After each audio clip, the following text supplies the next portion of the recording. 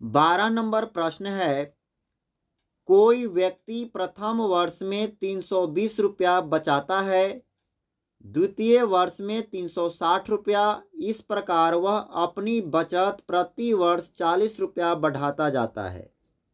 बताइए कितने वर्षों में उसकी बचत 5,000 रुपया हो जाएगी। तो इसमें हम प्रथम पद के रूप में रखेंगे ए बराबर 320, 40 के साथ बढ़ रहा है तो डी का मान हो जाएगा 40 और कुल बचत जो है वह 5,000 रुपया है, इसलिए एसएन का वैल्यू हो जाएगा 5,000 रुपया।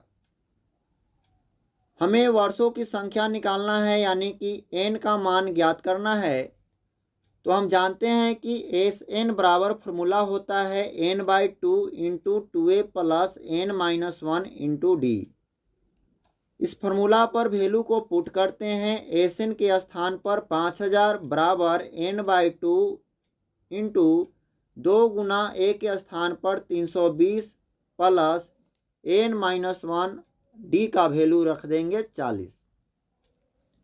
अब हम क्रॉस मल्टीप्लिकेशन करते हैं तो 5,000 गुना 2 बराबर लिख सकते हैं n इंटू 640 प्लस 40 n-40। तो इस प्रकार यह हो जाएगा 5 दूना 10 यानी 10,000 बराबर n इंटू 640 से 40 को घटाएंगे तो बन जाएगा 600 प्लस 40 n। अब इसको में हम 40 को बाहर कॉमन ले लेंगे। तो जब 40 को कॉमन लेते हैं n से गुना कर तो 40 को कॉमन लेंगे तो 15 बार में 600 आ जाएगा प्लस हो जाएगा n²। 40 से काटेंगे 10,000 को तो 250 बार में कट जाएगा। तो अब हम लिख सकते हैं कि 250 बराबर 15n प्लस n², या हम लिख सकते हैं n² प्लस 15n माइनस 250 बराबर 0, या n² plus 25n minus 10n minus 250 बराबर 0।